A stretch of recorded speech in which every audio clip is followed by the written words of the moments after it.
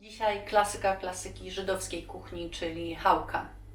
Chałka swoją nazwę wywodzi od hebrajskiego słowa chala, która oznaczała część chleba, która była ofiarowywana w świątyni, ta część, która szła na ofiarowanie dla kapłanów. W świątyni w Jerozolimie był specjalny ołtarz, na którym ofiarowywało się chleby. Chałkę można przygotować na niezliczone sposoby. Ten, który ja zaproponuję Państwu, jest bardzo łatwy, zawsze wszystkim wychodzi na wszystkich warsztatach, które prowadzę dla Muzeum Polin. Jest to przepis, który zawsze się udaje i wszyscy są bardzo szczęśliwi, że mogą zrobić swój chleb. Składniki na chałkę: pół kilograma mąki,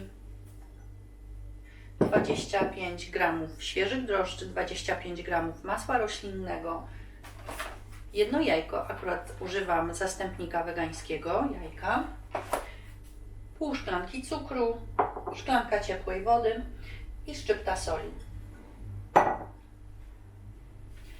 Z ciasta na chałkę można zrobić również bułeczki z nadzieniem, dlatego przygotowałam konfiturę z morelli, którą zrobiłam wcześniej. Przygotowanie chałki zaczyna się od sporządzenia zaczynu. Rozkruszam drożdże. Dodaję ćwierć szklanki cukru i zalewam ciepłą wodą. Zaczyn należy wymieszać i odstawić na 15 minut do wyrośnięcia. Po wyrośnięciu zaczyn powinien wyglądać w ten sposób, tak jak gęsta śmietana. Ten zaczyn dodaję do mąki.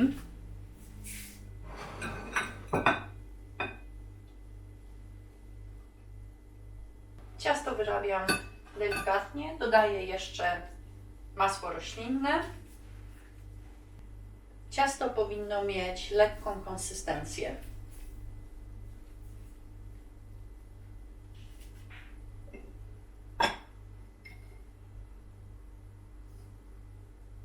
Pamiętajmy również o szczypcie soli.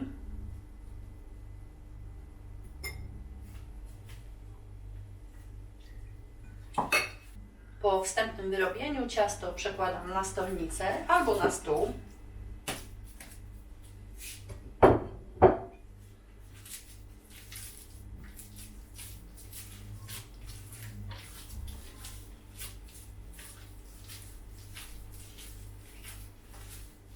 Gdyby ciasto za bardzo kleiło się do stolnicy, mogę podsypać mąką.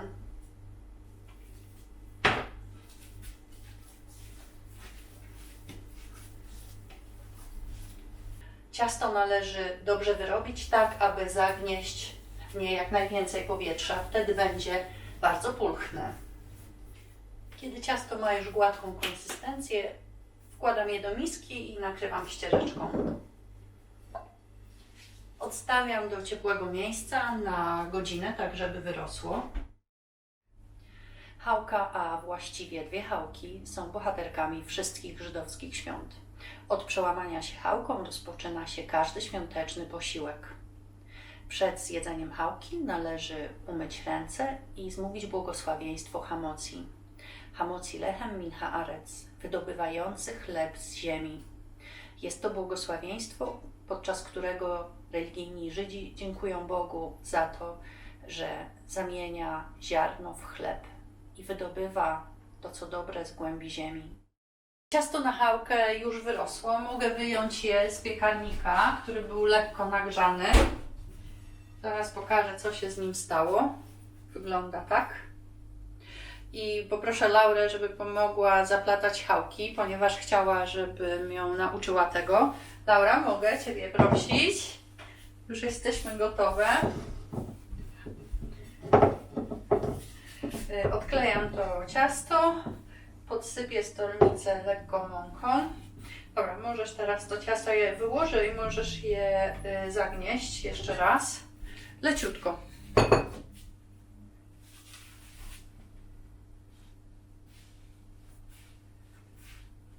Ono powinno być dosyć miękkie. Właśnie. No dobrze, to teraz podziel to ciasto, jak już jest zagniecione, na dwie części.